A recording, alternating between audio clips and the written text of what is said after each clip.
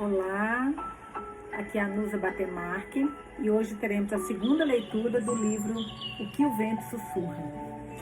Essa primeira leitura foi bem impactante, eu amei, espero que vocês tenham gostado também. Tô passando um perrengue, gente, para subir no Spotify. Olha, hoje eu não fui treinar, juro por Deus, isso chama-se amor. Aliás, melhorou até com os remédios aqui, dá uma olhada. Tô toda por causa como é que se chama, labirintite. Mas graças a Deus, tô outra pessoa hoje. Ontem eu não sei como é que eu fiz a leitura. Mas enfim. Passei o dia, juro pra vocês, tentando subir o vídeo no Spotify. Já mandei e-mail reclamando, tô assim, irritada. Não sobe. Mas eu vou continuar, não é possível. Uma hora eu ganho, nem que seja como é que se chama? Na teimosia desse Spotify. Eu vou ler as mensagens, eu acho que tem mensagem no YouTube, gente, hoje foi um dia bem corrido, eu ficava deixando carregando o vídeo e tive que fazer um monte de coisa, porque ontem foi um dia meio perdido pra mim, né? Então, eu acho que tem umas mensagens, umas amigas até falaram que tinham deixado lá, deixa eu ver aqui, peraí, o que o pessoal deixou, sobre a leitura de ontem, né? Aqui, vamos lá. Ai, que bom, tem um monte de mensagem. Tem um monte de mensagem, povo legal. Por isso que eu valorizo vocês, porque vocês me valorizam também. Deixa um monte de mensagem. A Mirelle Lira. Oi, Nusa, melhoras. Realmente creio que esse livro vai lembrar muito Outlander. Eu tô achando, viu? Sei lá, vamos ver, mas eu achei também. A Briana Dalute. Briana Dalute. Nome bonito, diferente. Gostei bastante. No começo, acho um tantinho confuso, mas tenho certeza que nos próximos vou me acostumar. Quanto comentário seu sobre fotos, eu sou daquelas que adoram mandar revelar do celular para guardar de lembranças. Melhoras, amiga. Linda. Obrigada, meu amor. Engraçado, ontem minha filha pegou uma caixa com fotos dela, bebê. Minha filha tem 24 anos, né? E foto dela, bebê, eu fiquei olhando assim, falei, cara, que saudade de tocar fotos. E aí, com esse livro ainda, não, minha filha foi, acho que domingo que ela me trouxe umas fotos. Aí ontem, com esse livro, eu falei, cara, é muito gostoso foto assim de papel, muito gostoso. A Ângela, olá, vi a notificação e vou ver a sinopse do livro e fiquei muito curiosa, quero muito ler. Nossa, eu acho que vai ser um livro fantástico. A Vera Lúcia. Oi, Nusa. Só agora consegui assistir a primeira leitura do livro Que o Vento Sussurra. Ansiosa por escutar. E batendo palminhas e olhinho brilhando. Bonitinho, de emoji. Adriana Martini. Que livro maravilhoso. História emocionante. Ricamente explorada em seus detalhes. Eu já estava com saudades das suas leituras, Nusa. Desejo que melhore da labirintite. Beijos aqui de Porto Alegre. Linda. Melhorei. Graças a Deus. O Valdir Arruda. Parabéns pelo canal, doutora. Belo e importante trabalho. Hoje eu tava vendo, engraçado, eu entrei hoje no prédio, que foi um dos últimos prédios que eu tive como escritório de advocacia. E esse Valdir, ele é advogado no prédio, eu encontrei com ele, eu era advogada, né, e minha irmã, acho que eu comentei com vocês, tem até aqui no YouTube um canal eu contando pra vocês a minha história, como eu abandonei o direito pra trabalhar com livros, que foi a melhor decisão da vida. E tem um vídeo aqui que eu até coloquei, eu acho que minha história, minha biografia, alguma coisa assim, na playlist. E eu encontrei com ele, e aí, doutora, você tá advogando e tal? Eu falei, meu filho, descobri a luz, saí desse mundo das trevas, agora, ó, livros. E aí ele falou, mas aonde tal? Eu falei, procura no Nusa Batemarque, o que você acha? Aí ele já deixou a mensagem, muito legal, muito fofinho, Valdir Arruda. Andréa De Rose. Oi, Nusa, fui no Spotify e corri pra cá. Ô, meu amor, eu tô num perrengue com esse Spotify, você não tem noção. Uma briga assim de alguém vai ganhar. Eu acho que eu sou mais forte que o Spotify, tô me achando, né? Vamos lá. Oi, Nusa, fui no Spotify e corri pra cá. KKKK. Adorei este início. Gosto muito de livros que misturam fatos históricos ao enredo. Eu amo. Encantada. Melhores, labirintite ninguém merece. E lembre sempre, nunca aceite menos do que tu mereces. Ai, que linda que você escreveu, eu amei. A Elisa Pazin. Nusa, que livro lindo. Vai virar marcação de frase no livro todo. Eu tô aqui com meus post-its. Ainda bem que tem as tirinhas marcadoras que você ensinou. Coloca o livro na altura dos seus olhos, ficar levantando os olhos e baixando vai te tontear mais ainda. E se ficar ruim, pausa, amiga. Esperamos tu ficares melhor. Linda. Não, e depois que eu vejo essa mensagem, que apareceu assim pra mim no celular, eu falei, cara, eu deveria realmente ter deixado mais alto ontem, porque ontem gente, eu tava muito lerda. E olha que loucura, a labirintite, da última vez que eu tive a crise, foi a mesma coisa. E a médica, ontem que eu fui no hospital, ontem ela me explicou que quando você tem, tipo, uma dor de garganta, gripe, alguma coisa, que é muito próximo, né? De mais ou menos de uma semana a 10 dias, pode vir a crise de labirintite. E foi exatamente assim na última crise que eu tive no ano passado. Eu tive uma dor na garganta muito forte, exatamente 10 dias depois, uma semana, 10 dias, veio a labirintite. E há uns 10 dias eu tava com a garganta muito ruim. Louco isso, né? Mas pelo menos é uma resposta. Eu falei, gente, de onde tá vindo essa labirintite? É bom quando tem uma resposta, né? A Daiane Cris Pedro Bom. Oi, Nusa. Feliz em ter você de volta. Eu também. Eu não aguentei, gente. Eu falei que ia ficar longe 1 ou 2 semanas. Nossa, não deu. Uma semana eu já falei, eu quero falar com eles de novo. Feliz em ter você de volta. Eu também tô feliz de estar de volta. Confesso que ainda fico um pouco perdida com os novos personagens, mas já me acostumo. É super normal isso no início, gente. Daqui a pouco a gente tá super local, mas no início realmente a gente confunde. Essa história parece que será bem forte, hein? Nada que passou durante uma guerra é fácil, é verdade.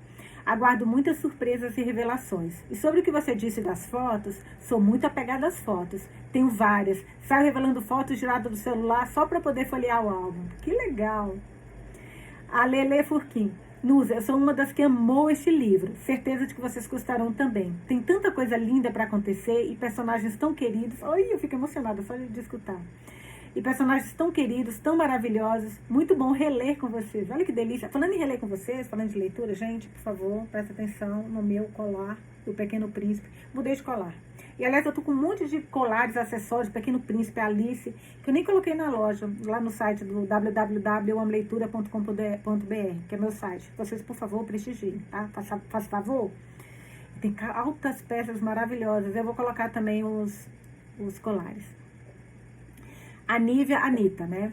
Oi, Nusa, tudo bem? Crise de labirintite é tenso, nem me fala. A gente dá um mau humor. Hoje eu até pedi desculpa pro meu pai, pra minha mãe. Olha, eu tava no mau humor, mas assim, eu tava literalmente rosnando ontem, gente. Rosnando. Mas vamos lá. Crise de labirintite é tenso, se cuida. Estou gostando do livro, mas confesso que achei um tanto quanto confuso este começo. Mas acredito que melhore quando familiarizarmos com os personagens. Demorei para acompanhar hoje, pois estava esperando no Spotify, ansiosa pelos novos capítulos. Nita, meu amor, não me fala de Spotify não, porque eu vou te falar um negócio, eu tô querendo que o Spotify morra, que a notícia corra. Aliás, não, eu quero que ele morra e ninguém nem fique sabendo, sinceramente. Eu tô tão irritada com o Spotify. Meu, passei o dia, juro, o dia. Mas eu não vou me aborrecer, porque agora a gente vai ler nosso livro, tudo maravilhoso, vai estar tudo certo. Vamos então para a nossa segunda leitura do livro O que o Vento Sussurra, capítulo 3, A Criança Roubada? O que será? Criança Roubada? Novidades. Página 39. Só ver, adoro ver até que página eu vou. Peraí, hoje a gente vai ler da 39, eu faço isso, gente, e sempre, eu esqueço de olhar. Eu queria olhar antes de começar com vocês, que é uma mania que eu tenho. E vamos até 72. Vamos lá. Com o coração na garganta, os olhos bem abertos... Não, desculpa, tem antes disso. A criança roubada tem um texto. Pois vem a criança humana para as águas e a selva, como uma fada de mãos dadas, pois há no mundo mais tristeza do que pode compreender. W.B. Yeats. Com o coração na garganta e os olhos bem abertos, repeti as direções que Maeve me deu como um cantor gregoriano. Encontrei o caminho até o cemitério de Balinagar e a igreja, que parecia uma guardiã sobre os túmulos. Lembra que tem muitos personagens mesmos, mas Maeve é aquela senhorinha que falou que conheceu, inclusive a Anne, que eu tô achando que a Anne que ela conheceu é essa Anne aqui, que eu acho que é que vai voltar, sei lá. Tô meio viajando, né, mas eu acho que é isso, vamos ver. E aí ela que deu as coordenadas de onde ficava o cemitério, né. Então encontrei o caminho até o cemitério de Balinagar e a igreja, que parecia uma guardiã sobre os túmulos. Ficava no meio de um campo deserto, com apenas uma casa paroquial atrás, os intermináveis muros de pedra da Irlanda e um punhado de vacas como companhia. Parei o carro no estacionamento vazio, em frente à igreja, e desci na tarde tépida de junho. Se existia verão na Irlanda, ele ainda não havia chegado. Me sentindo como se tivesse encontrado o Calvário e visto Jesus na cruz. Bonitinho. Com os olhos cheios de lágrimas e as mãos trêmulas, empurrei as enormes portas de madeira para entrar na capela vazia, onde a reverência e a memória se infiltravam nas paredes e nos bancos de madeira. O teto alto ecoou 1000 batizados, incontáveis mortes e inumeráveis uniões que se estendiam além das datas nas sepulturas próximas. Eu amava igrejas da mesma forma que amava cemitérios e livros. Cemitérios? Eu nunca gostei muito de cemitério. Os 3 eram marcos da humanidade, do tempo e da vida. Não sentia nenhuma censura ou culpa, nenhum peso ou medida nenhum peso ou medo entre as paredes religiosas. Eu sabia que esse sentimento não era muito comum, e talvez fosse assim por causa de Eoan. Ele sempre tratara a religião com respeito e humor, uma estranha combinação que valorizava as coisas boas e colocava as ruins em perspectiva. Minha relação com Deus era igualmente tranquila. Uma vez que eu ouvi que nossa visão de Deus tinha tudo a ver com aqueles que nos ensinaram sobre Ele, a imagem que temos dele geralmente reflete a imagem que temos dessas pessoas. Eoan me ensinou sobre Deus, e porque eu amava e estimava Eoan, amava e estimava Deus. Caraca, que legal isso. Na escola, estudei o catolicismo, aprendi o catecismo e a história e os absorvi como absorvia todas as outras disciplinas, apegando-me às coisas que para mim faziam sentido e deixando de lado os que não faziam. As freiras reclamavam, dizendo que a religião não era um buffet do qual eu pudesse escolher somente alguns pratos. Eu sorria educadamente e discordava em silêncio. Inteligente, né? Vida, religião e aprendizado era exatamente isso. Uma série de escolhas. Se eu tivesse tentado consumir tudo o que me for apresentado, teria ficado cheia muito rapidamente e todos os sabores teriam se misturado. Nada faria sentido por si só. Nossa, que coisa legal isso que ela falou aqui. Vou marcar. Olha eu marcando meu. Mas tá muito lindo isso que ela falou. Muito, nossa. Enquanto eu estava sentada na velha igreja, que gerações dos meus ancestrais frequentaram, onde preces foram feitas e corações foram partidos e curados, tudo fez sentido por um breve momento. A religião fez sentido, mesmo que apenas para dar um contexto à luta pela vida e pela morte. A igreja era um monumento ao que havia sido, uma conexão com o passado que confortava os do presente e me confortou. Subi a encosta, além da igreja, até onde o cemitério se estendia. Dali, era possível ver as torres e a estrada sinuosa por onde eu havia passado. Algumas lápides estavam inclinadas ou afundadas, outras tão cobertas de líquen e tempo que era impossível ler nomes e datas. Alguns túmulos eram novos, cercados de pedras e cheios de lembranças. Os túmulos mais novos, das mortes mais recentes, circundavam as margens do cemitério como se a morte ondulasse para fora como uma pedra atirada em um lago. As placas estavam limpas, o mármore liso, os nomes podiam ser facilmente lidos. Maeve me avisara que a maioria dos cemitérios na Irlanda era uma mistura do antigo e do recente, de conexões familiares, ainda que a relação fosse de séculos. No cemitério de Balinagar, a maior parte dos túmulos, especialmente aqueles mais acima, pareciam gnomos e hobbits, petrificados em meio à grama, me espiando e me atraindo. Parece que você está no meio de um livro. A gente está lendo um livro, eu sei, mas a descrição que ela faz, se eu estivesse lá, eu me sentiria no meio de um livro, não sei vocês.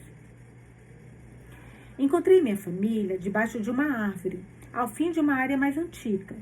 A lápide era um retângulo alto com o nome Galarré gravado na base. Logo acima havia uns nomes, Declan e N. Fiquei olhando para a lápide extremamente comovida e toquei seus nomes. Os anos, 1892 a 1916, também estavam legíveis. E senti uma onda de alívio por Maeve estar mesmo errada. Declan e Anne morreram juntos, como eu acreditava. Caí de joelhos, tonta e eufórica, sem confiar em mim mesma para permanecer em pé. De repente, eu me vi ali, conversando com eles, contando sobre Eoan, sobre mim, sobre quanto significava ter encontrado a minha família. Quando estava cansada de falar, me levantei, toquei novamente a lápide e só então notei os outros túmulos ao redor. Havia uma pequena lápide à esquerda, também com o nome Galahad. Os nomes Brigitte e Peter estavam visíveis, mas os dois pares de datas, não. Peter Galahad, o pai de Declan, morreu antes de Declan, irmã de Declan e Anne, e Brigitte faleceu um tempo depois. Eoan não me contou, ou talvez eu nunca tenha perguntado. Eu só sabia que sua avó já havia morrido quando ele deixou a Irlanda. Toquei os nomes de Brigitte e Peter também, que são os avós do Eoan, né? E bisavós da nossa Anne. Toquei os nomes de Brigitte e Peter também, agradecendo a ela por ter criado Eoan, por tê-lo feito o homem que me amou, cuidou de mim com tanto carinho. Com certeza, ela deve ter amado Eoan tão intensamente como ele me amou. Ele teve que aprender em algum lugar. As nuvens estavam se formando e o vento soprava em minhas bochechas, dizendo que era hora de partir. Quando me virei para sair, uma lápide, atrás de onde estava, chamou minha atenção. Ou talvez fosse apenas o nome desbotado na pedra escura. Dizia Smith. A palavra estava tão próxima do chão que a grama escondera parte das letras. Hesitei, me perguntando se o túmulo pertencia a Thomas Smith, o homem sombrio de terno que Eoan amara como a um pai. Senti uma gota de chuva e logo em seguida outra, e o céu se dividiu com um gemido e um resmungo, liberando uma torrente raivosa. Abandonei a curiosidade e desci a colinas aos tropeços, desviando dos monumentos que agora cintilavam e prometendo as lápides que voltariam. Naquela noite, de volta ao hotel em Sligo, vasculhei minha mala em busca dos itens da gaveta de Eoan. Eu havia jogado envelope pardo na mala por impulso, principalmente porque Eoan havia insistido tanto que eu lesse o livro. Mas não pensava nisso desde a sua morte. Estava aflita demais para me concentrar, exausta demais para pesquisar, perdida demais para fazer qualquer coisa que não fosse procurar meu rumo. Mas agora que eu tinha visto o túmulo dos meus bisavós, queria lembrar dos seus rostos. Perguntei-me quanto tempo fazia que ninguém pensava neles, e meu coração se partiu novamente. Eu estava segurando o choro desde que Eoan morrera, e a Irlanda não tinha aliviado a minha dor. De qualquer forma, a emoção era diferente agora. Estava misturada com alegria e gratidão. E ainda que as lágrimas parecessem as mesmas, eu não as sentia da mesma maneira. Virei o envelope sobre a pequena mesa, assim como havia feito um mês antes na cama de Eoan. O livro, mais pesado que os outros itens, escorregou primeiro. As fotografias flutuaram em volta deles, como reflexos tardios. Joguei do lado o envelope e ele caiu de um jeito pesado, fazendo um pequeno ruído ao atingir a borda da mesa. Peguei-o novamente, curiosa, e coloquei a mão lá dentro. Um anel havia entrado no forro acolchoado e estava preso no canto. Empenhei-me para resgatá-lo e encontrei um delicado aro de filigrana de ouro que se alargava em torno de um camafeu pálido e um fundo de ágata. Era lindo e antigo, uma combinação inebriante para uma historiadora. Coloquei-o no dedo e fiquei encantada por ter servido. Desejei que Eoan tivesse me contado a quem pertencia. Provavelmente era da mãe dele. E peguei as fotografias antigas para ver se ela estava usando em alguma. As mãos de Anne estavam nos bolsos do seu casaco cinza em uma foto, enroladas no braço do Declan em outra e fora do enquadramento nas demais. Repassei todas novamente, tocando os rostos que precederam o meu. Parei na foto de Eoan, seu rostinho triste, o cabelo rijo e repartido, fazendo meus olhos se encherem de lágrimas e meu coração transbordar. Eu conseguia ver o velho na feição da criança, pela forma do queixo, pelos lábios, com expressão carrancudo. A foto não era colorida, e eu só podia imaginar a cor vibrante do seu cabelo ou o azul dos seus olhos. Meu avô tinha o cabelo branco como a neve, desde que eu conheci, mas alegava que havia sido ruivo, como seu pai antes dele e como meu pai depois dele. Coloquei de lado a foto do Eoan e examinei as outras, parando mais uma vez no retrato de Thomas Smith e da minha avó. Não tinha sido tirado na mesma época que a foto dos três, Anne, Thomas e Declan, juntos. O cabelo de Anne e suas roupas estavam diferentes, e Thomas Smith vestia um terno mais escuro. Ele parecia mais velho nessa, embora eu não conseguisse dizer absolutamente por quê. Tinha expressão complacente, e seu cabelo escuro estava descoberto. Talvez fosse a posição dos seus ombros, ou a solenidade da sua postura. A foto fora super exposta, o que roubava detalhes do vestido de Anne e dava à pele o tom perolado tão frequentemente encontrado em fotografias muito antigas. Havia fotos na pilha que eu não tinha visto. A dor de Joan havia me interrompido na noite da sua morte. Parei na foto de uma casa grande com árvores ao redor e um lago ao fundo, distante. Observei bem a paisagem e a extensão da água. Parecia Lough Gill. Eu devia ter levado as fotos comigo para Domremy. Poderia ter perguntado a Maeve sobre a casa. Em outra foto, um grupo de homens estava ao redor de Thomas e Anne em um salão de festa adornado. Declan não aparecia. Um homem grande e sorridente, de cabelos escuros, estava no centro da imagem, com um braço pendurado ao redor dos ombros de Anne e outro ao redor de Thomas. Anne olhava para a câmera e pelo seu rosto era possível ver que estava espantada. Reconheci aquele olhar. Era o mesmo, frequentemente capturado em meu rosto nas sessões de autógrafos. Era um olhar que deixava transparecer desconforto e descrença de que alguém quisesse tirar uma foto comigo. Eu tinha melhorado em controlar minhas expressões e dar um sorriso mais profissional, mas fiz um acordo comigo mesma de não olhar nenhuma foto minha que minha assessora me enviasse desses eventos. O que eu não visse não me deixaria insegura. Continuei, o que eu não visse não me deixaria insegura. É verdade que os olhos não veem, o coração não sente. Continuei estudando fotografia, de repente fascinada pelo homem ao lado de Anne. Não, ofeguei, não pode ser, olhei maravilhada. Mas é. O homem, com os braços em volta dos ombros de Anne, era Michael Collins, líder do movimento que conduziu o tratado com a Inglaterra. Antes de 1922, haviam pouquíssimas fotos dele.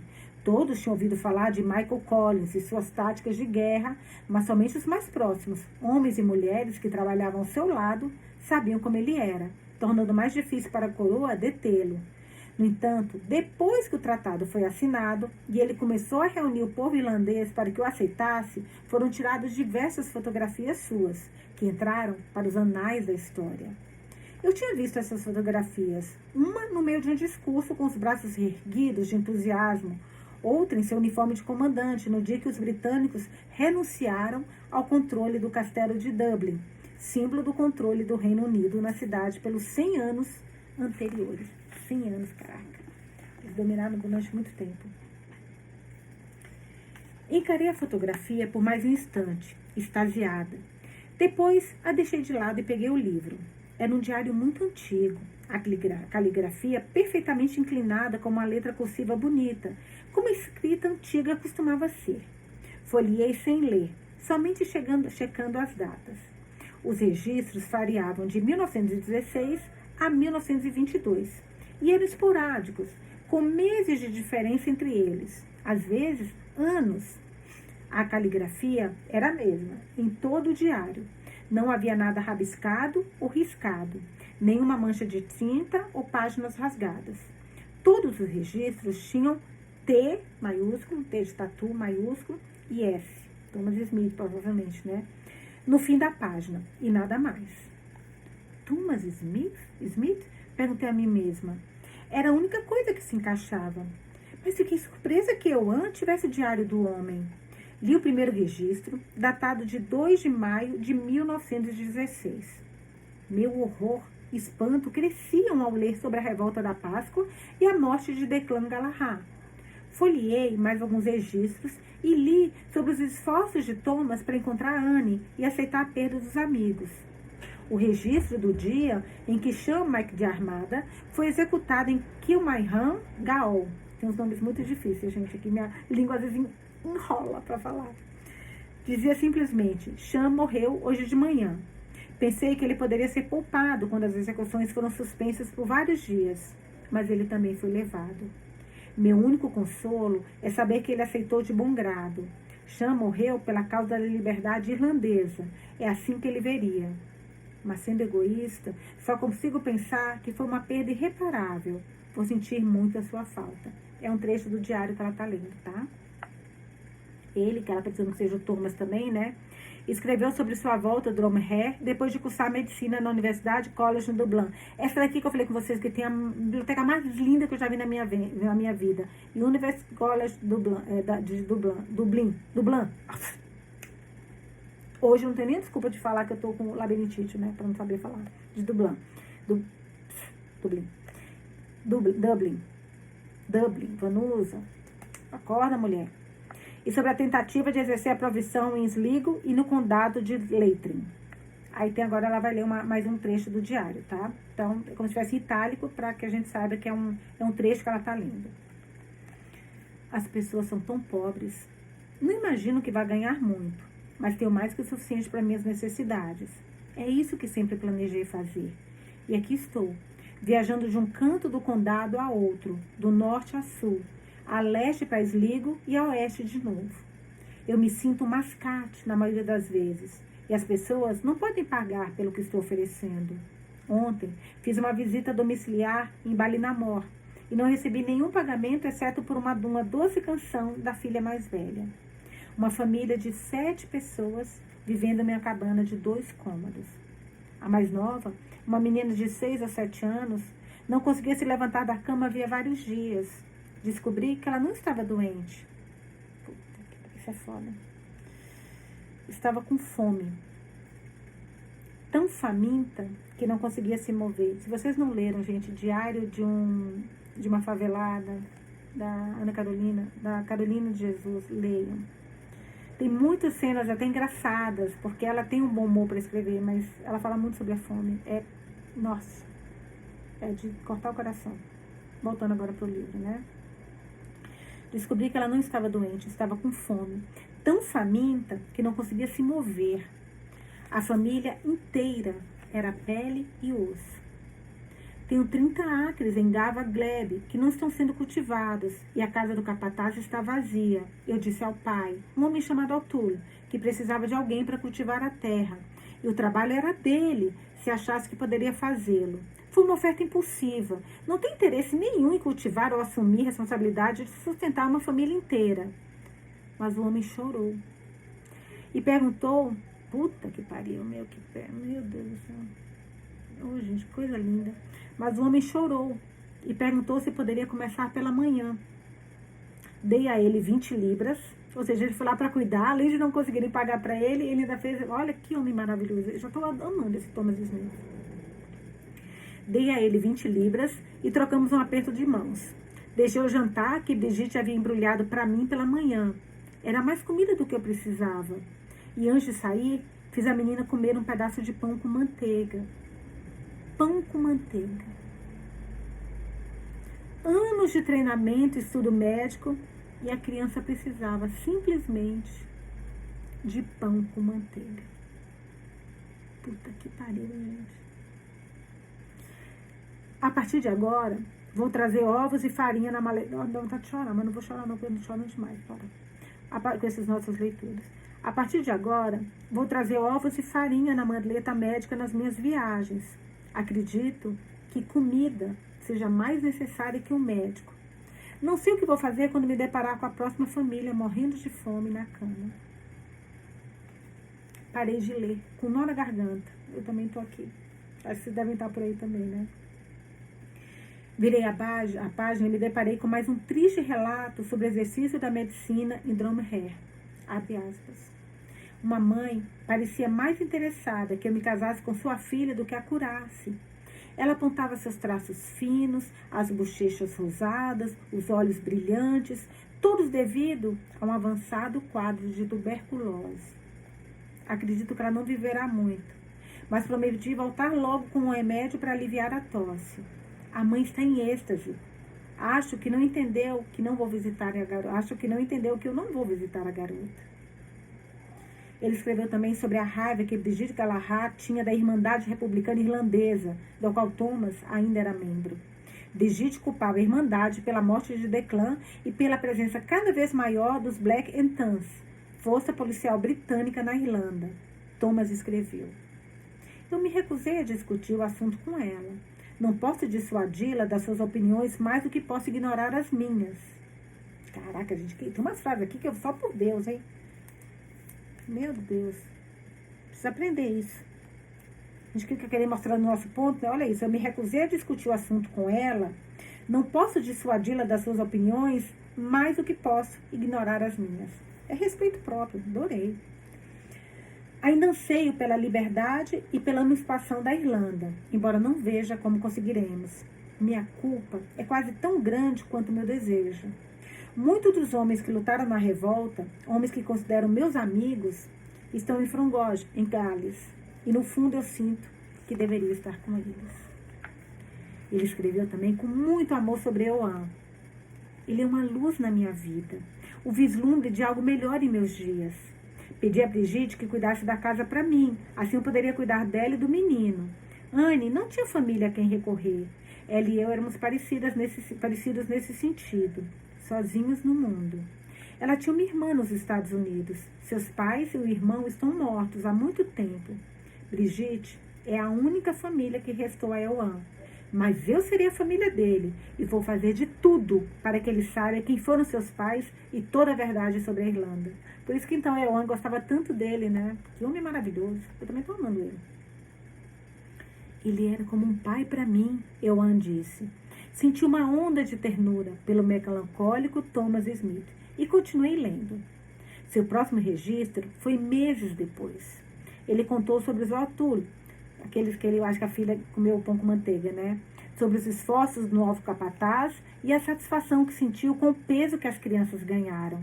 Escreveu sobre as primeiras palavras de Ioan e o costume do menino de correr em sua direção balbuciando quando ele chegava em casa. Ele começou a me chamar de papai.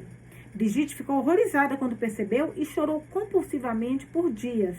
Tentei convencê-la de que Ioan não estava me chamando de pai, mas ela não quis ser confortada. Comecei a treinar o garotinho à noite para que me chamasse de doutor.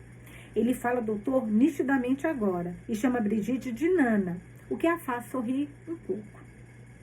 Escreveu também sobre a libertação, logo após o Natal de 1916, dos últimos lutadores pela liberdade irlandesa, como se chamavam. Ele foi a Dublin para vê-los livres e comentou sobre as boas-vindas e a mudança das pessoas. Quando marchávamos pelas ruas no dia depois da Páscoa, com a intenção de promover a rebelião e enfrentar o confronto, as pessoas debochavam de nós e nos mandavam lutar contra os alemães. Agora, elas davam boas-vindas aos meninos como se fossem heróis e não arruaceiros. Fico feliz por isso. Talvez essa mudança no coração das pessoas signifique que uma mudança real seja possível. Mike parece pensar assim. Mike? Michael Collins era conhecido como Mike entre os amigos. A foto que eu tinha visto me fez pensar que Thomas Smith eu conhecia muito bem. Esse diário era um tesouro. E eu me perguntei por que Ioan não havia me dado antes. Ele sabia que eu estava envolvido em pesquisas sobre eventos que Thomas Smith parecia conhecer intimamente.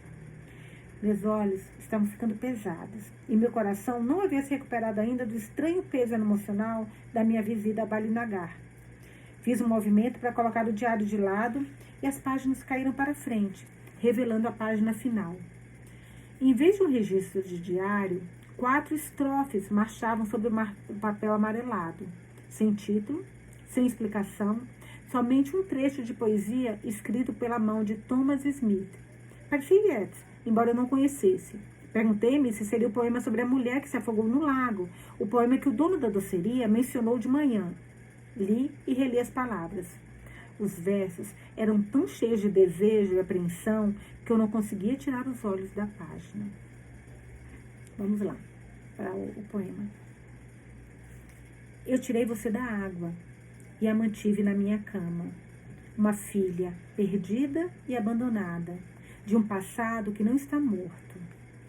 De alguma forma, amor de obsessão, partiu e despedaçou um coração de pedra. Desconfiança se tornou confissão. Desconfiança se tornou confissão. Solenes votos de sangue e ossos. Mas eu ouço a tensão no vento. Alma peregrina que o tempo encontrou. Ele suplica que eu a leve de volta. Me pede que a siga, docemente afogado. Não chegue perto da água, amor. Fique longe da praia e do mar. Você não pode andar sobre as águas, amor. O lago vai levá-la para longe de mim. Gente, será que aquela história que a Maeve contou, a bibliotecária, na verdade, contou sobre... Não, foi o cara do bar, desculpa, é muito personagem. Foi o cara do bar que falou do poema da mulher afogada, mas que tem mais de 100 anos, lembra aquela história? Será que é ela? Ela mudou, ela saiu desse tempo que ela tá para o outro do lago? Bom, vamos ver. Adivinhar eu aqui, tentando adivinhar. Virei a página e dei de cara com a contracapa encadernada com couro. Não havia mais nada escrito. Alma peregrina que o tempo encontrou. E ele se refere a uma alma peregrina num poema Quando Você Estiver Velha. Mas isso não era Yeats, eu tinha certeza, ainda que fosse bonito. Talvez Thomas Smith simplesmente tivesse gostado tanto do poema que quis se lembrar dele. Ou talvez as palavras fossem suas. Não chegue perto da água, amor. Fique longe da praia e do mar. Você não pode andar sobre as águas, amor. O lago vai levá-la para longe de mim. Li novamente. Na manhã seguinte, eu levaria as cinzas de Joan a Lough-Gill e o lago levaria para longe. Fechei o diário delicadamente e abaguei o abajur. Puxei para o peito o travesseiro que estava sobrando, me sentindo sozinha como nunca. Foi aí que as lágrimas vieram. Um dilúvio. E não havia ninguém para me puxar da água e me manter em sua cama. Chorei por meu avô e por um passado que já estava morto. E me senti abandonada quando o vento se recusou a me levar embora. Agora não é um capítulo, mas é um trecho do diário. 11 de julho, 1916. Hoje, Euan completou 1 ano. Ele é um rapazinho sorridente, saudável e feliz. Eu me pego observando, absorto em sua completa inocência e espírito imaculado. E lamento o dia em que vai compreender o que perdeu. Ele queria a mãe nos dias depois de Dublin, chorava por ela, ainda não tinha desmamado. E procurava um conforto que ninguém mais poderia proporcionar. Mas depois desse dia, nunca mais pediu por ela. Não acredito que terá alguma lembrança deles e da tragédia que pesa tanto sobre mim.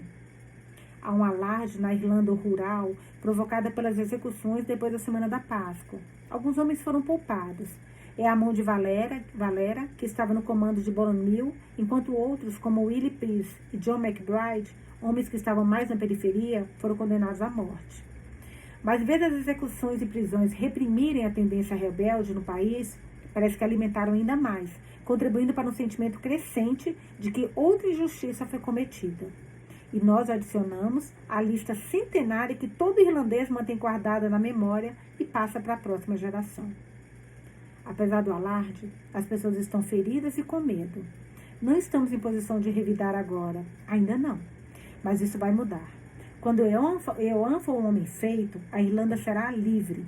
Eu prometi isso a ele, sussurrando entre seus cabelos macios. Cara, muito legal a gente acompanhar isso, né? Como através dessa história, o que aconteceu na Irlanda. Muito legal isso, adoro aprender dessa forma, porque a gente acaba não esquecendo mais, né? Mas vamos lá, voltando pro diário. Brigitte começou a murmurar sobre levar Euan para os Estados Unidos. Não a desencorajei, nem falei o que acho a respeito, mas eu não suportaria perdê-lo também. Ele se tornou meu. Minha criança roubada. Tá, isso que é minha criança roubada. Minha criança roubada.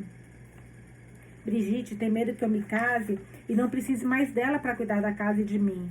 Eu a tranquilizei sobre isso muitas vezes. Ela e Euan sempre terão lugar em minha casa. Não contei a ela que quando fecho os olhos, vejo o rosto de Anne.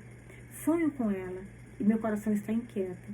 Brigitte não entenderia. Nem eu sei se entendo. Eu não amava a Anne, mas ela me assombra. Se eu a houvesse encontrado, talvez fosse diferente. Mas eu não a encontrei. T.S. Capítulo 4. O Encontro. Página 51.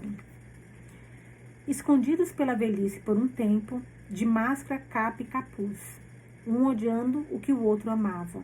Frente a frente, ficamos. W.B. Yeats. Deirdre não pareceu surpresa ao me ver e sorriu para mim, em uma recepção alegre à menina da biblioteca, né? Quando entrei pela porta da biblioteca no dia seguinte. Maeve mandou você ir para Ballynagar? Conseguiu alguma coisa? Perguntou. Sim, encontrei meus parentes, quer dizer, o lugar onde estão enterrados. Vou voltar lá amanhã e deixar flores nos túmulos. Os ternos sentimentos vividos ali, entre a grama e as lápides, brotaram em mim novamente. E eu sorri sem jeito, envergonhada, por estar emotiva demais, outra vez na presença da bibliotecária. Limpei a garganta, peguei a foto da casa que havia enfiado entre as páginas do diário de Thomas Smith, entreguei a Deirdre, empunhando-a como escudo. Será que você sabe me dizer onde fica? Perguntei. Ela pegou a foto, observando a parte inferior onde estavam as árvores, o queixo projetado para fora, as sobrancelhas levantadas. Em Gavas Gleb, disse ela encantada. Essa foto é antiga, não é? Meu Deus, quando foi tirada? Não parece tão diferente, exceto pelo estacionamento ao lado. E acho que alguns chalés de hóspedes foram construídos nos últimos anos também. Ela estreitou os olhos para observar a foto. Dá para ver o chalé de Donnelly entre as árvores. Está lá há mais tempo que a mansão. Jim Donnelly o consertou faz uns 10 anos. Ele leva turistas para passear no lago e explorar as antigas cavernas onde contrabandistas armazenavam armas durante a guerra contra os Black and Tans, que é aqueles soldados britânicos que a menina detestava, né? Desde que eles começaram a rebelião, o Reino Unido começou a mandar muito desses guardinhas, né? Que eram os Black and Tans. Meu avô me contou que o lago foi usado para levar armas para dentro e para fora dessa área por todos aqueles anos. Gafa Gleb? Murmurei atordoada. Eu deveria saber. O proprietário era um homem chamado Thomas Smith, não era? Ela olhou para mim sem expressão. Quando teria sido isso? Em 1916, respondi sem graça. Acho que não é da sua época. Acho que não, ela riu. Mas acho que me lembro de algo. Bom, não tenho certeza, eu acho que sim. Mas a casa e a propriedade são administradas por uma família de confiança. Ninguém da família mora lá agora. Eles têm caseiros e uma equipe e alugam quartos. Fica no lado de Dromahair de Logogil. Algumas pessoas a chamam de mansão. Você mencionou a mansão ontem. Eu não tinha percebido a ligação. Lembra que ela falou que muitas pessoas costumam dormir na mansão? No capítulo de ontem, né? Sim. Há um cais lá também, e as pessoas alugam uns barcos de Jim para pescar ou simplesmente passar o dia no lago. O lago leva a uma pequena enseada. Quando a maré está alta, é possível seguir pela enseada, passando pela costa em Sligo e chegar ao mar. Há histórias de navios piratas em Logogil na época de O'Rourke, o homem que...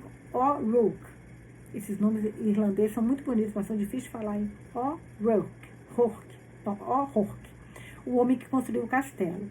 As pessoas o chamam de Castelo de Parque. Você já esteve lá? Assenti com a cabeça, ela balbuciou mal fazendo uma pausa. Ele construiu a abadia de Crivella também. O'Rourke foi enforcado por traição pelos ingleses e por dar abrigo a marinheiros espanhóis abandonados da Armada Espanhola.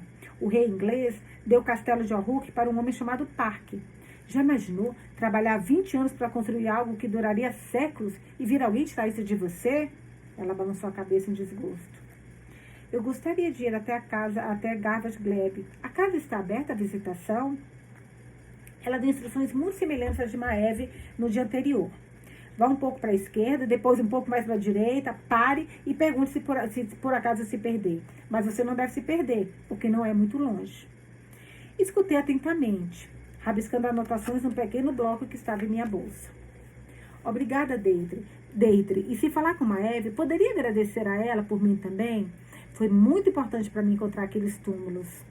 Maeve O'Toole é uma verdadeira fonte de informações. Ela sabe mais que todos nós juntos. Não estou surpresa que ela soubesse dos seus parentes. Eu me virei para sair e parei, percebendo que já tinha ouvido aquele sobrenome.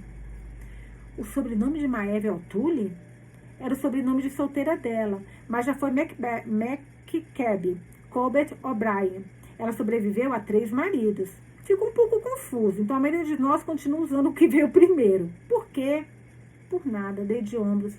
Se a família de Maeve já tinha vivido em Gavas Gleb, ela não me falou. E eu não tinha lido o suficiente do diário para saber o que aconteceu com a família O'Toole que Thomas tentara ajudar. Ah, caraca, agora que eu fiz a associação, família O'Toole, lógico, a família da menina do pão com manteiga. Para saber o que aconteceu com a família O'Toole que Thomas tentara ajudar. O caminho para Gavas Gleb estava fechado e o portão estava trancado com cadeado. Eu conseguia ver a casa por entre as árvores. A fotografia ganhou vida, encheu-se de cores, mas continuou inalcançável. Apertei a campainha à esquerda do portão e esperei impaciente por uma resposta. Nada. Voltei para o carro, mas em vez de retornar pelo caminho por onde tinha vindo, peguei a bifurcação, seguindo a estrada que margeava o lago, esperando que pudesse ver a casa por outro ângulo. Mas a estradinha terminava em um estacionamento de cascalho com vista para um longo cais, onde várias canoas e pequenos barcos estavam amarrados. O chalé que Deirdre mencionara, branco reluzente, com venezianas azuis e detalhes azuis combinando, Era próximo do cais. E eu caminhei em sua direção, esperando que alguém estivesse em casa. Uma plaquinha pendurada em um prego ao lado da porta dizia que o estabelecimento estava aberto, e eu entrei. O pequeno saguão fora convertido em recepção, e um balcão de madeira estreito e algumas cadeiras dobráveis. Havia um pequeno sino sobre o balcão, e eu toquei, relutante. Uma das freiras da igreja católica tinha um igualzinho em sua mesa, o qual tocava feroz e constantemente. Esse som me deixava bastante desconfortável desde então. Não toquei de novo, ainda que tivessem se passado vários minutos sem resposta alguma. Senhor Donnelly, chamei. Olá? A porta se abriu atrás de mim e me virei com expectativa. Um homem com olhos lacrimejantes e nariz vermelho apareceu devagar. Ele usava botas impermeáveis de cano alto, boina e suspensório para evitar que a calça caísse. Quando me viu, ele se assustou e estremeceu, passando a mão pela boca. Desculpe, senhorita, não sabia que estava esperando por mim. Vi seu carro, mas pensei que fosse alguém dando uma volta ou pescando. Estendi a mão e ele apertou sem jeito. Meu nome é Anne Galahad. Queria saber se eu poderia alugar um barco por 1 hora. Anne Galahad? Perguntou ele com a voz incrédula e a testa franzida. Sim, balbuciei. Algo de errado? Ele encolheu os ombros e balançou a cabeça. Não é nada, grunhiu. Eu posso levar você, caso queira. A nuvem se formando, e eu não gosto que as pessoas saiam sozinhas. Eu não queria revelar, queria jogar cinzas no lago dele, e realmente não queria comigo quando fosse me despedir de Euan. Não vou longe, você vai conseguir me ver daqui o tempo todo. Vou pegar um pedalinho, um desses barcos a remo pequenos que vi no cais. Vou ficar bem. Ele pareceu preocupado. Olhou para mim, espiou a tarde nublada pela janela, os barcos balançando, vazios no cais. Só preciso de meia hora, Sr. Donnelly. Eu pago o dobro. Pressionei. Agora que eu estava lá, queria acabar logo com aquilo. Tudo bem. Assine aqui então, mas fique por perto e observe as nuvens. Assinei o termo de responsabilidade. Estamos chegando no momento crucial dessa leitura, hein, gente? Assinei o termo de responsabilidade, joguei 40 libras no balcão e o segui até o cais.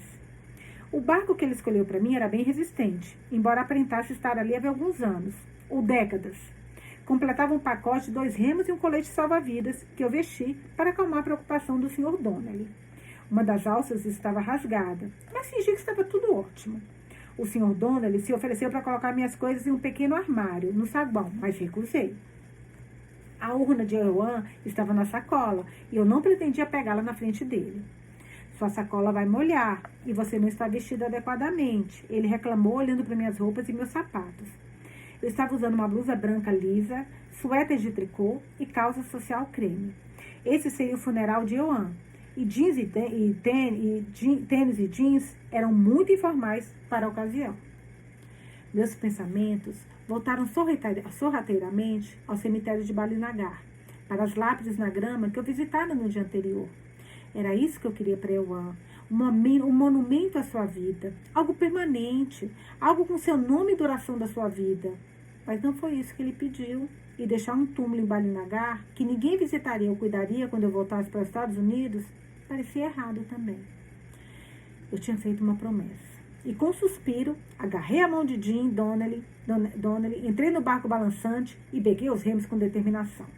Ele olhou incerto para mim antes de desamarrar o barco e dar um bom empurrão com o pé. Mergulhei o remo na água, à esquerda e o outro à direita, experimentando, tentando achar um ritmo. O barco cooperou e comecei a me afastar lentamente do cais.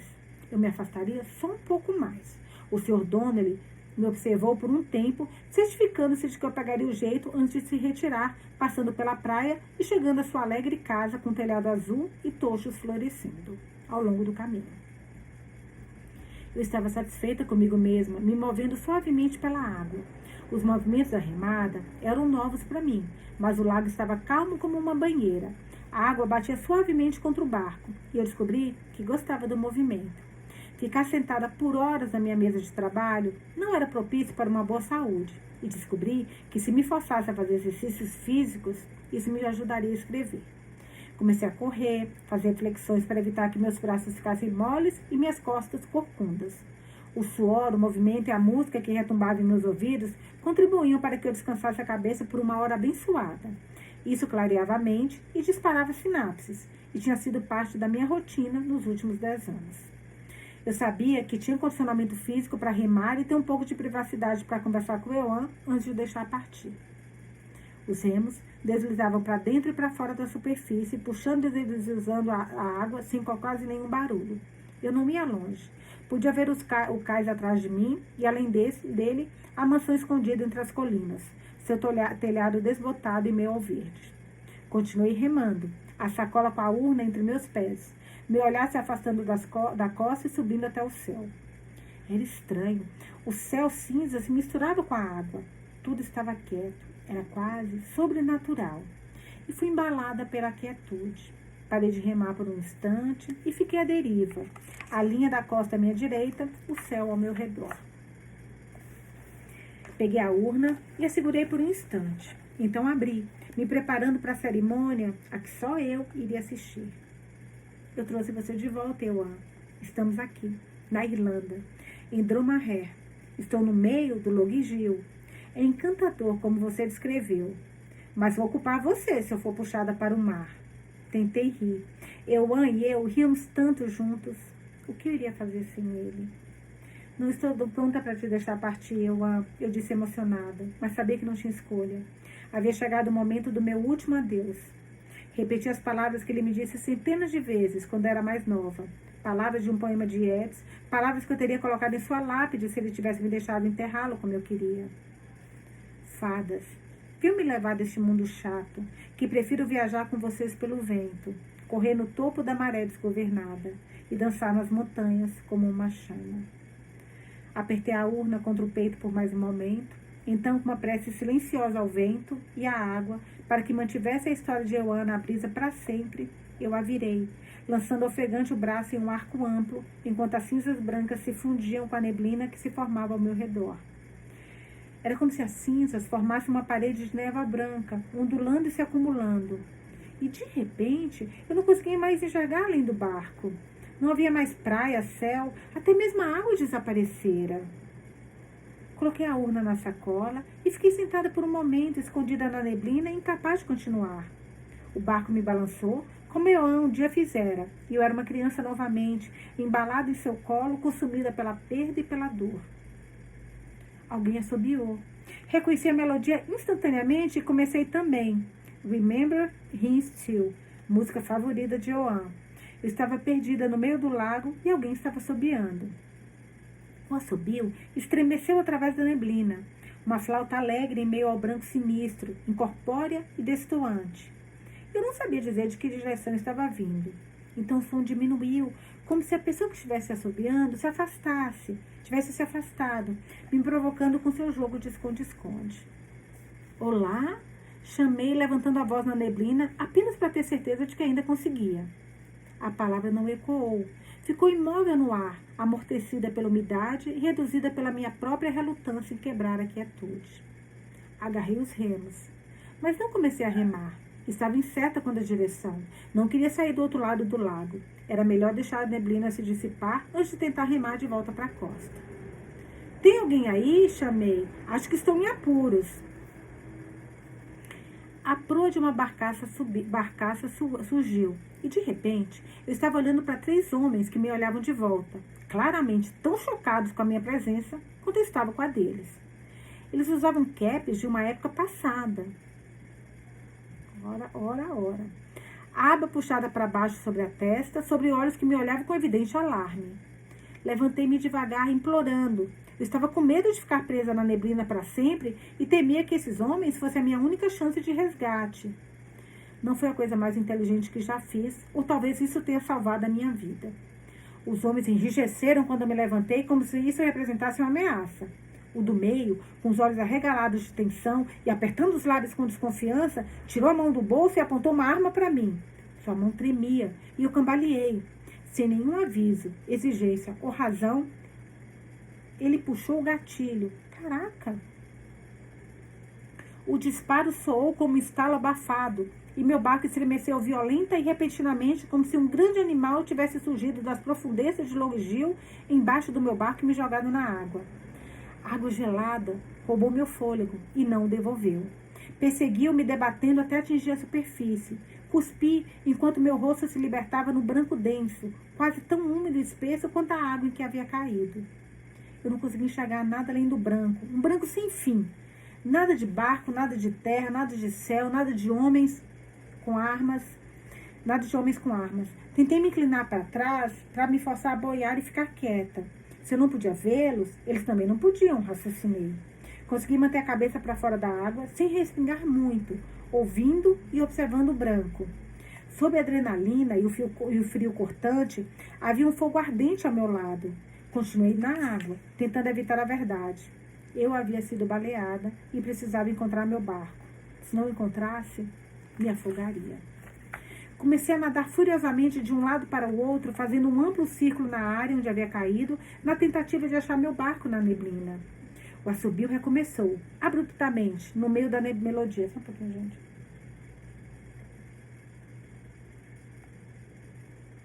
Tomando uma água. O assobio recomeçou abruptamente, no meio da melodia, como se a pessoa que estava assobiando estivesse cantando estrofes inteiras em sua cabeça, enquanto seus lábios descansavam por 10 minutos.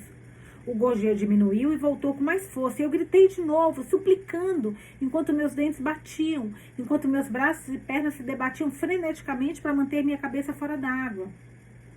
Se quem estivesse assobiando fosse um dos homens da barcaça, eu estava apenas avisando que ainda estava viva, mas de alguma forma, este pensamento não me ocorreu no momento. Socorro, tem alguém aí? O assobio cessou. Socorro, por favor, tem alguém ouvindo? O colete salva-vidas, com a alça rasgada, tinha desaparecido. Meus sapatos saíram assim que comecei a nadar. Minhas roupas estavam pesadas. Meu suéter de tricô me puxava para baixo, enquanto eu tentava nadar na direção do assobio. Tem alguém aí? Chamei novamente, o pânico fez minha voz ficar estridente, cortando a neblina densa. Um barco vermelho, desbotado, parecido com o que aluguei de Jim Donnelly, emergiu da névoa como uma serpente marinha e deslizou em minha direção. Havia um homem remando, seus traços obscurecidos pela neblina espessa, mas ouvi-o praguejar em surpresa. Eu estava com muito frio para saber se estava alucinada ou morrendo, talvez os dois, mas o rosto que me olhava de cima era estranhamente familiar. Eu só podia rezar para que não fosse a minha imaginação. Consegue se segurar? Vou puxar você, disse ele. Fui em direção à miragem e senti a doce resposta da solidez. O barco era real, assim como um homem, mas eu só conseguia me agarrar à lateral. Estava tão grata que comecei a chorar. Meu Deus, de onde você veio? O homem perguntou. Suas mãos agarraram as minhas, envolvendo meus punhos e me puxando para dentro do barco sem nenhuma ajuda minha. A borda da embarcação pressionou e arranhou meu quadril e meu abdômen. E eu gritei, chamando a atenção dele para o sangue que saía da minha barriga. Mas o que é isso? Ele sussurrou. E eu gritei novamente. O que aconteceu com você? O fundo do barco era uma nuvem. Eu estava prestes a desmaiar. Tão fraca que eu não conseguia focalizar seu rosto. Ele puxou meus braços do suéter, que tanto tinha dificuldade no meu nado, e esfregou as mãos rapidamente em minha pele, trazendo calor de volta aos meus membros. Forcei-me a ficar de olhos abertos para que pudesse sussurrar meu muito obrigada. Seu rosto estava tão perto, emoldurado por um cap, como aquele que os homens da barcaça estavam usando. E seus olhos eram claros como a névoa. Eles se abriram ainda mais quando encontraram os meus. Anne? Ele perguntou. A inacreditável alegria em sua voz e a familiaridade com que ele disse meu nome eram tão estranhas quanto a minha situação. Sim, sussurrei, forçando para pronunciar as palavras. Eu não conseguia manter os olhos abertos. Pensei tê-lo ouvido perguntar novamente, com mais urgência desta vez. Mas minha língua estava tão pesada quanto a minha cabeça, e não respondi. Senti mãos tirando a blusa do meu corpo, passando pela cabeça. Protestei, me agarrando sem forças ao tecido. Preciso parar o sangramento e mantê-la aquecida, ele insistiu, afastando minhas mãos. Então praguejou ao ver alguma coisa. Você foi baleada, maldição! Seu sotaque era muito parecido com o de Euan, o que era muito bem-vindo e reconfortante, como se o próprio Euan tivesse me encontrado. Assenti debilmente. Sim, eu tinha sido baleada. Também não entendia. Estava tão cansada, tão cansada. Olhe para mim, Anne. Não durma. Ainda não. Mantenha os olhos abertos. Fiz o que ele mandou. e mantive o olhar nele. Além do gap, né? Ele vestia um casaco de tweed por cima de um colete de lã e uma calça marrom, como se tivesse saído para ir à missa, e em vez disso decidido pescar. Comparação que ela fez. Ele tirou o casaco e o colete, rasgou a camisa social, os botões se abrindo com pressa. Me puxou para cima e me apoiou contra si, minha cabeça balançando contra seu peito, que estava agora coberto apenas por uma camiseta de manga comprida. Ele cheirava goma, sabão e fumaça de chaminé, e me fez sentir segura. Enrolou a camisa branca em volta da minha barriga, fazendo uma bandagem com as mangas.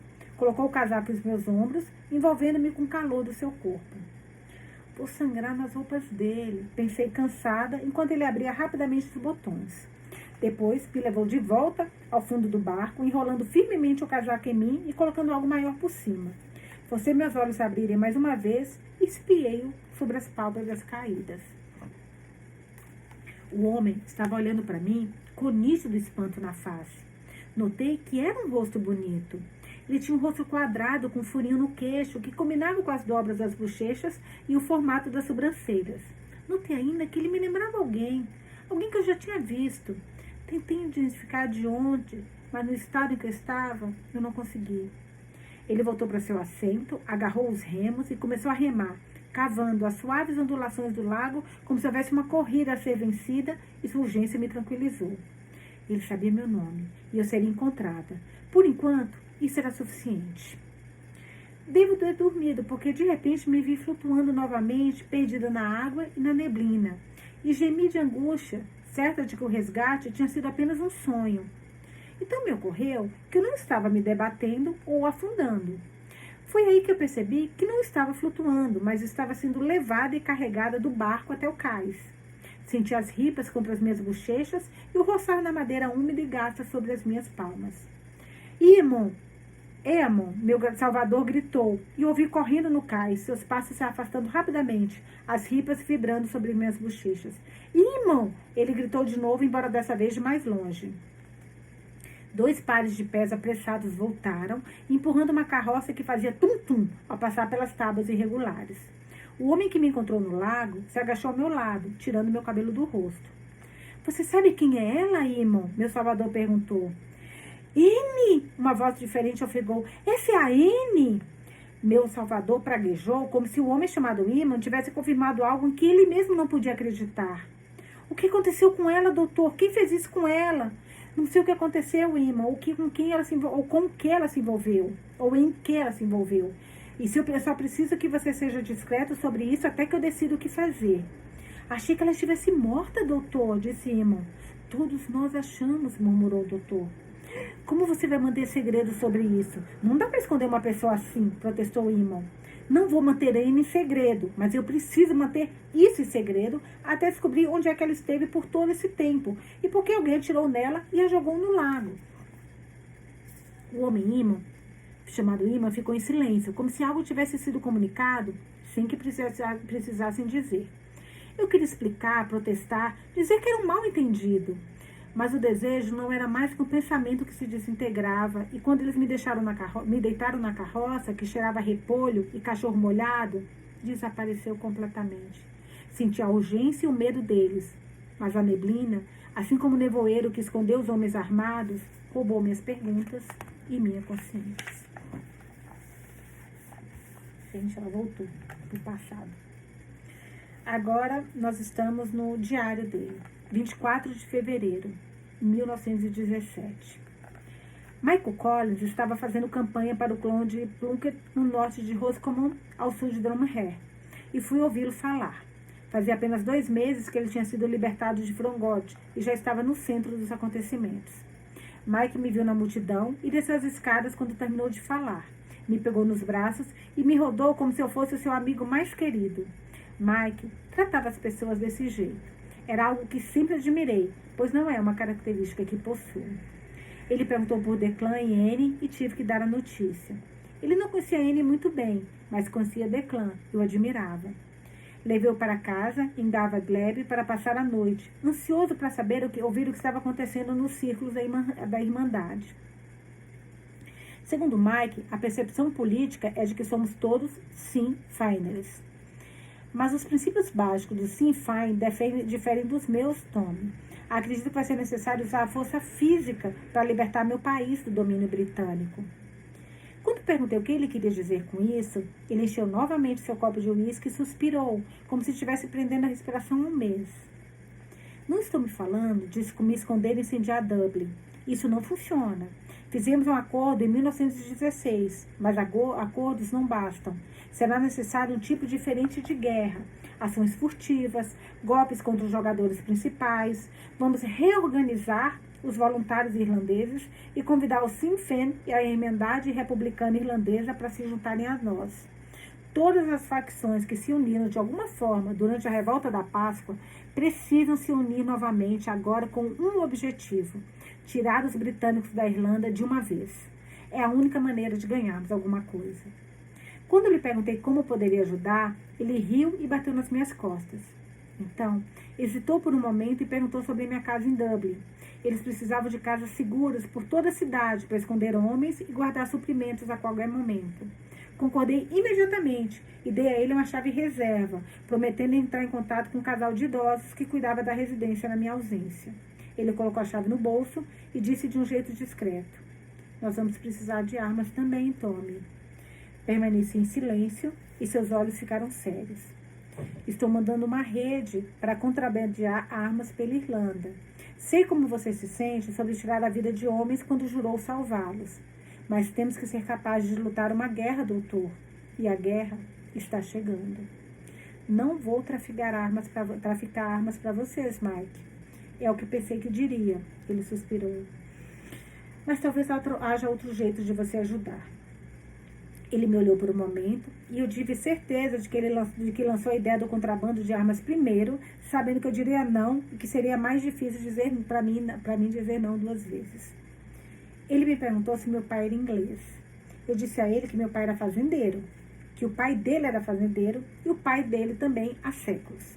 Contei que a terra que eles cultivavam estava abandonada agora, desde que meu tataravô fora acusado de ser rebelde e arrastado para longe pelo exército britânico para ser açoitado, caraca, e cegado com...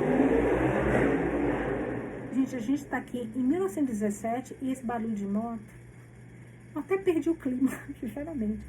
Mas vamos lá. Arrastado para longe pelo exército britânico para ser açoitado e cegado com piche. Meu Deus, que tipo de tortura é essa, gente? Contei que meu bisavô perdeu metade da família na fome de 1845, que meu avô perdeu metade dos filhos para a imigração e que meu pai morreu jovem, trabalhando em terras que não pertenciam a ele. Os olhos de Mike brilharam e ele me bateu nas costas novamente. "Me perdoe, Tony. Meu padrasto era inglês. Admiti, sabendo o tempo todo que era o que Mike queria dizer, mas sentindo a dor dos erros do passado que eu não tinha consertado. Foi o que pensei. Você é muito respeitado, Tommy, e não tem a mancha de frangote como o resto de nós. Você tem uma posição e contatos que podem ser úteis para mim aqui em Dublin." Assentiu com a cabeça, sem ter certeza de que eu poderia realmente ser útil a ele. Porém, Mike não disse mais nada e nós começamos a falar de dias melhores. Mas até mesmo escrever essa conversa aqui em um diário que mantém escondido faz o meu coração disparar. PS. Capítulo 5, página 65. Moça enlouquecida.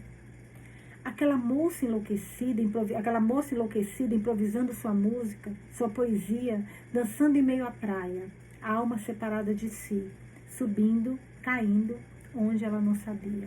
W.B. Yeats. Acordei com uma escuridão vermelhada e sombras dançantes. Fogo.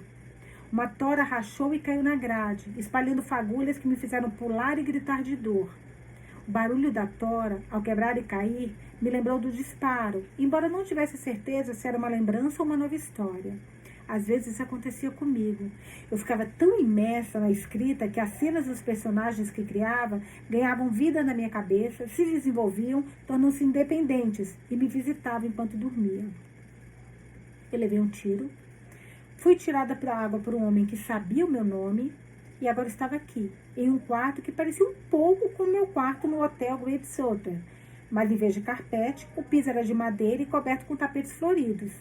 O papel nas paredes era menos roxo e as janelas eram adornadas com longas cortinas de renda, em vez das pesadas cortinas que permitiam que os hóspedes dormissem do escuro ao meio-dia.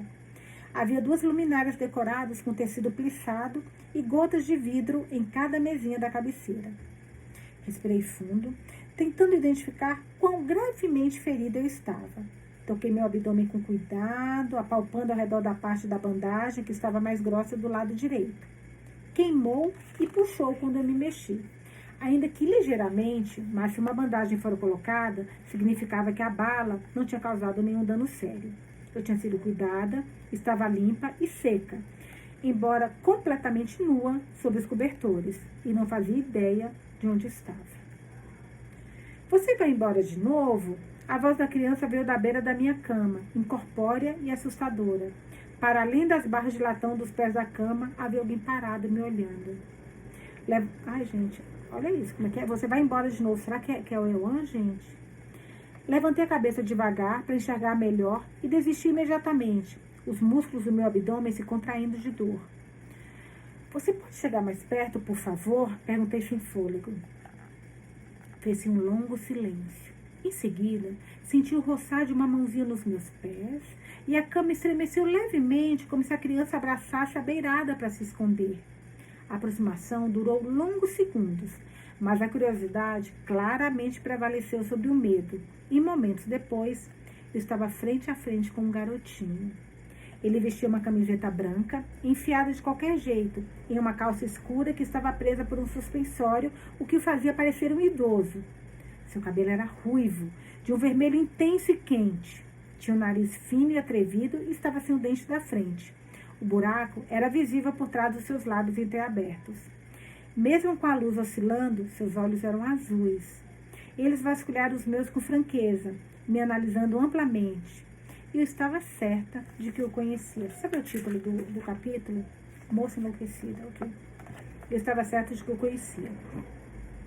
Eu conhecia aqueles olhos. Você vai embora de novo? Ele repetiu. Levou um momento para que eu separasse o sotaque dele daquilo que estava dizendo. Se eu ir embora? Como? Eu nem sabia como eu havia chegado.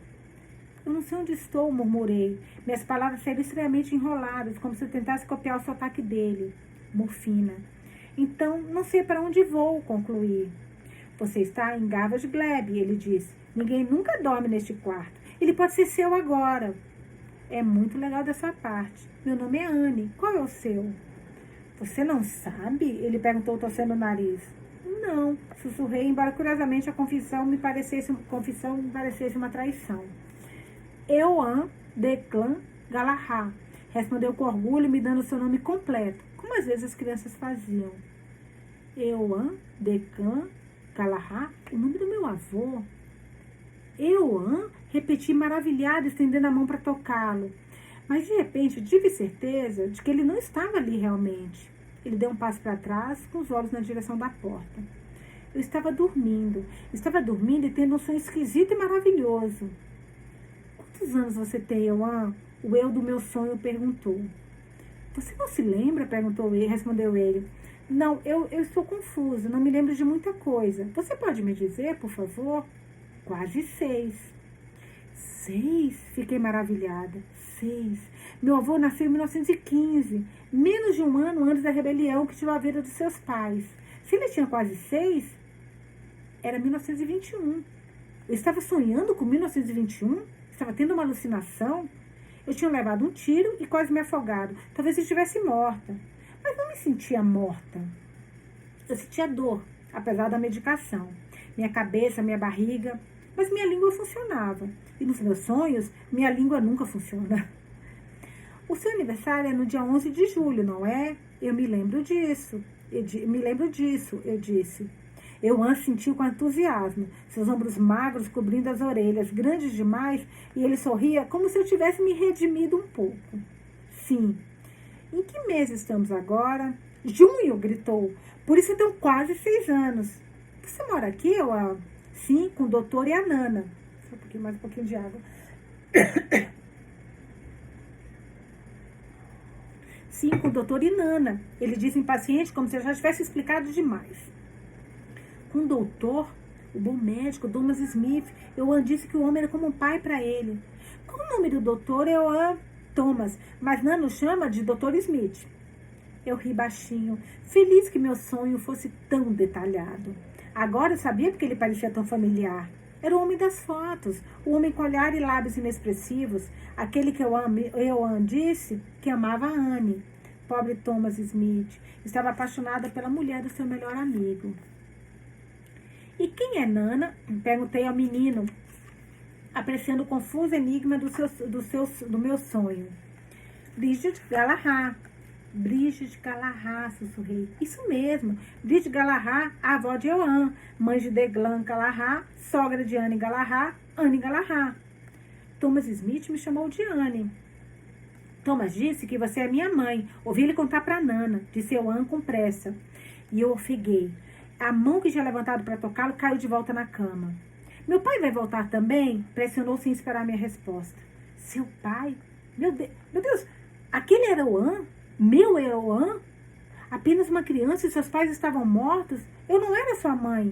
E nenhum dos dois voltaria. Coloquei as mãos em cima dos olhos, querendo acordar. Euan! O chamado da mulher veio de algum lugar da casa, procurando, buscando, e o garotinho sumiu em um piscar de olhos, correndo em direção à porta, escapando do quarto. A porta se fechou com cuidado, silenciosamente. Cara, isso vai dar uma confusão, gente. Porque como é que ela vai explicar isso? Como é que eles vão entender isso? Tipo, Anne Galahad, mesmo nome, mesma cara, porque ela era a cara da avó. Caraca, gente. Da bisavó, né?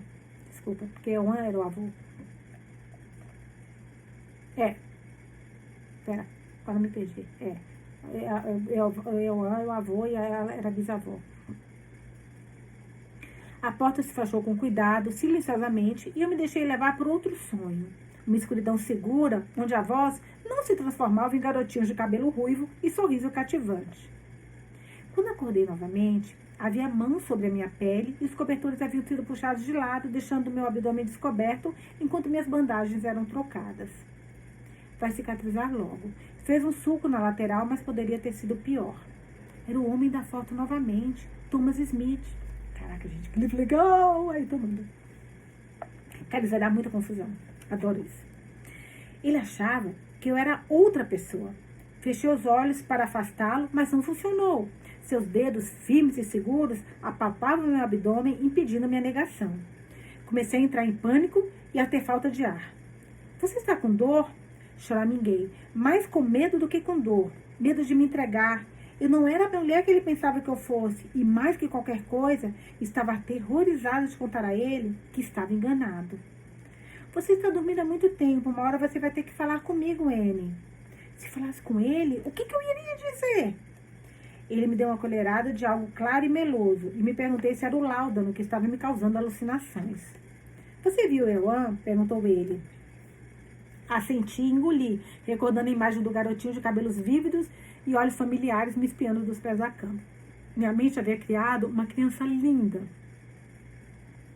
Eu pedi que ele não viesse aqui, Thomas suspirou, mas não posso culpar o garoto. Ele é exatamente como eu imaginei. Falei suave e lentamente, me concentrando para pronunciar as palavras da maneira que meu avô pronunciaria. A pronúncia do R, eu não conseguia imitar. Era algo que tinha imitado a vida toda, mas soava falso, e estremecia ao tentar enganar Thomas Smith com meu sotaque. As palavras eram verdadeiras. Euan era exatamente como imaginava. Mas eu não era sua mãe, e nada disso era real. Quando acordei de novo, minha mente estava mais clara, e as cores que antes nadavam intenso vermelho e laranja à luz do fogo, agora estavam imóveis, em linhas concretas e formas sólidas. A luz se acumulava ou ia embora, atrás do vidro das duas janelas altas. A noite caiu, mas o sonho continuou. O fogo na grade e o garotinho com o nome do meu avô desapareceram, mas a dor estava mais aguda, e o homem de mãos gentis ainda estava ali. Thomas Smith estava afundado em uma cadeira como se tivesse pegado no sono enquanto me observava. Eu já o havia observado em preto e branco, me encarando através de uma antiga fotografia, e fiz isso novamente, dizendo a mim mesma que não havia perigo nas minhas alucinações. As sombras no quarto imprimiram um pouco de cor ao homem. A tonalidade escura do seu cabelo não era diferente da fotografia, mas as ondas de ontem, penteadas para trás, haviam caído em seus olhos fundos, que eu sabia serem azuis, a única cor separada da névoa. Seus lábios estavam entreabertos e sua forma indulgente e suave inclinação acentuava um queixo que era muito quadrado, um rosto muito magro e maçãs de rosto muito pontudas. Ele usava roupas de um homem muito mais velho, calça de cintura alta com colete justo sobre o torso reto, uma camisa clara sem gola abotoada até o pescoço, as mangas dobradas até os cotovelos e seus pés, em sapatos sociais, firmemente plantados no chão, como se ele tivesse adormecido esperando ser acordado imediatamente. Ele parecia alto e magro na cadeira de encosto alto, membros soltos e pendentes, punhos e dedos apontando para o chão, um rei guerreiro exausto dormindo em seu trono. Eu estava com sede e com a bexiga cheia. Inclinei-me para a esquerda e tentei me levantar, ofegante pelo fogo ao meu lado. Cuidado, vai abrir o ferimento, protestou Thomas, sua voz áspera do sono e um suave sotaque irlandês. A cadeira rangeu e eu ouvi levantar, mas o ignorei, sentindo as cobertas caírem dos meus ombros enquanto eu segurava o lençol contra os seios. Onde estavam minhas roupas? Eu me virei, minhas costas nuas em direção a ele, e escutei se aproximar e parar ao lado da cama. Ele levou um copo de água aos meus lábios e eu bebi, grata e trêmula. Sua mão estava sobre as minhas costas, quente e sólida. Onde você esteve, Anne? Onde estou agora? Eu não sei, sussurrei. Não olhei para ele para avaliar sua reação. Eu não sei, só sei que estou aqui. E por quanto tempo vai ficar aqui? Sua voz era tão fria que meu medo aumentou, enchendo meu peito e deixando meus membros dormentes e meus dedos pulsando. Também não sei, respondi. Eles fizeram isso com você? Perguntou. Quem? A palavra soou como um lamento na minha cabeça e como um murmúrio em meus lábios. Os traficantes de armas, Anne, foi a vez dele sussurrar. Você estava com eles? Não. Balancei a cabeça determinada e a sala oscilou com o movimento. Preciso usar o toalete. Toalete? Ele levantou a voz confuso. O banheiro? O sanitário? Procurei na memória por terminologias irlandesas. Segure-se em mim, instruiu ele, inclinando-se sobre meu corpo e deslizando os braços por trás das minhas costas. Enrosquei-me no lençol e não segurei nele, lutando para permanecer coberta enquanto ele se endireitava e me levantava. Ele me carregou para fora do quarto, passou por um corredor estreito e chegou ao banheiro, colocando-me no vaso sanitário com cuidado. A caixa de descarga ficava no alto da parede, conectada por um longo tubo de latão ao centro perfeitamente redondo. O lugar era muito limpo e branco. Havia uma pia de pedestal e uma banheira, com pés e grandes curvas arredondadas que brilhava orgulhosa. Eu estava aliviada por ele não ter tido que passar pela casa toda e sair para o quintal até um banheiro externo ou por não precisar me agachar sobre um pinico. No momento, agachar estava fora de questão. Thomas saiu sem dizer uma palavra, claramente confiante de que eu podia cuidar do resto sozinha. Alguns minutos depois, ele voltou batendo suavemente e eu abri a porta. Observei nosso reflexo no pequeno espelho acima do lavatório, onde ele me levantava de novo, com cuidado, seus olhos colidindo com os meus no espelho. Meu cabelo estava embolado, mais amassado de um lado que do outro, e havia uma cavidade em volta do verde dos meus olhos. Eu estava horrível, mas exausta demais para me importar. Já tinha quase dormido quando ele me colocou na cama novamente e me cobriu. Há 5 anos, eu encontrei Declan, mas não encontrei você, disse ele, como se eu não conseguisse ficar em silêncio por mais tempo. Achava que você e Declan estavam juntos. Eu estava evacuando os feridos do Correio Geral para Jervis Street. Depois o fogo ficou muito alto e as barricadas foram levantadas e não pude voltar. Abri as pálpebras pesadas e o encontrei me encarando, com expressão desolada. Ele esfregou o rosto como se pudesse apagar as memórias. Quando o fogo consumiu o Correio Geral, todos o abandonaram, Declan. Declan, Correio Geral, estava tão cansada e a pergunta escapou. Ele me encarou com a testa franzida. O Correio Geral, Anne. Você e Declan não estavam com os voluntários no Correio Geral? Martim achou que você tinha escapado com as outras mulheres. Mas Min disse que... Min, você quer Min? Min, não Min, sabe, gente? Min índio. Min é o nome de alguém. Mas Min disse que você voltou. Ela disse que você insistiu em ficar com Declan até o fim. Mas você não estava com Declan. Aonde você foi, Anne? Eu não me lembrava, mas de repente eu sabia. A revolta da Páscoa.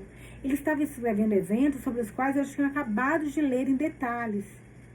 Era uma batalha que não íamos vencer, murmurou. Cara, e ela voltou, gente, é muito louco isso, porque ela voltou e ela é historiadora.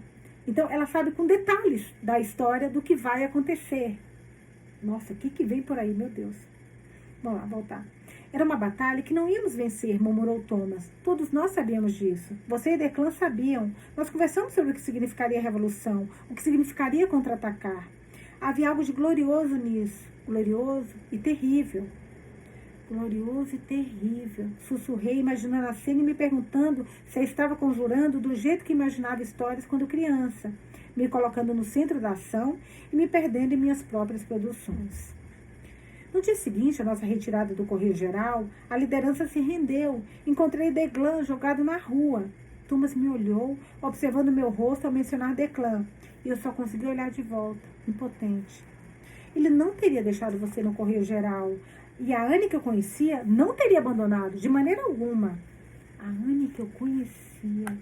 O medo azedo e quente revirou meu estômago. Eu não estava gostando do desenrolar da história. Nunca encontraram a mãe de Joan. Nunca encontraram o corpo dela. Presumiram que ela estava morta, assim como o marido, perdido em uma revolta que terminaram muito mal. E agora eu estava aqui, levantando perguntas enterradas havia tempos. Isso era ruim. Muito ruim. Nós saberíamos se você tivesse sido mandada para a Inglaterra com os outros prisioneiros. Nós saberíamos. Eles libertaram as outras mulheres. Todas foram libertadas há anos. E você está bem, insistiu Thomas. Ele se virou enfiando as mãos nos bolsos da calça. Seu cabelo, sua pele, você parece bem. Minha boa saúde era motivo de acusação. Ele atirou essas palavras em mim, embora nunca tenha levantado o tom da voz. Voltou-se novamente em minha direção, mas não se aproximou da cama. Você parece bem, Anne. Com certeza não esteve definhando em uma prisão inglesa. Não havia nada que eu pudesse falar. Nenhuma explicação que eu pudesse dar. Eu não sabia o que tinha acontecido com a Anne Gallagher em 1921. Não sabia. A imagem dos túmulos em Ballingarra surgiu em minha mente. Uma grande lápide com o nome Gallagher na base. Anne e Declan compartilharam a lápide. E as datas estavam claras. 1892 a 1916. Eu tinha visto ontem. Eu estava sonhando, apenas sonhando. Anne, Thomas pressionou. Eu era uma mentirosa muito boa. Não porque fosse desonesta, mas porque minha mente conseguia conjurar variações e reviravoltas e qualquer mentira se tornava uma versão alternativa da história. Eu não gostava de ter essa habilidade, porém a considerava ossos do ofício. Você só ler essa parte de novo sobre desonesta? Só um pouquinho, eu achei curioso. Não porque fosse desonesta, mas porque minha mente conseguia conjurar várias variações e reviravoltas e qualquer mentira se tornava uma versão alternativa da história. Se vocês leram A Minha Avó Pede Desculpas, ela fala isso, que a mentira era uma outra versão da verdade. Bem parecido com o que ela está falando. Aliás, livro maravilhoso. Então, vamos voltar aqui. Eu não gostava de ter essa habilidade, porém considerava ossos do ofício. Mas não conseguia mentir agora. Não sabia o suficiente para criar uma história convincente. Ainda não. Eu dormiria e acordaria, e tudo isso teria acabado. Cerrei os dentes e fechei os olhos, bloqueando tudo. Eu não sei, Thomas. Falei seu nome, um apelo para me deixar em paz, e virei a cabeça em direção à parede, precisando da segurança dos meus próprios pensamentos e de espaço para examiná-los. Caraca, acabamos a leitura de hoje. Amanhã teremos mais uma. Eu vou colocar primeiro no YouTube e depois eu levo. Se der certo para o podcast, continuo tentando. Adorei a leitura de hoje. Caraca, gente, ela voltou, que coisa louca. Eu li Outlander há muitos anos. Eu não me lembro de detalhes. Mas eu acho que há uma bela semelhança aqui, né? Para quem lê Outlander de repente de forma mais recente, recentemente, pode me falar se lembra ou não. Mas eu estou adorando essa história. Não sei como ela vai sair dessa. Ela vendo o avô dela, achando que ela é a mãe dele. Gente, tá muito curioso isso. Eu tava lembrando também do início, lembra que ele falou? O avô, eu amo. Você tem que voltar mas você só volta quando eu morrer. Nós já estaremos juntos, mas não dessa forma. E quando ela viu a foto também do Thomas com a mãe, lembra que ele falou isso, o Euan? Poxa, mas o Thomas parece que tá apaixonado pela Anne. E aí o Euan falou, tipo assim, tem mais coisa aí. Porque eu acho que o Euan sabia, em algum momento vai saber, até porque estão convivendo ali, que a Anne veio do futuro para o passado. Eu tô adorando. Queria muito saber a opinião de vocês. Beijos e até amanhã.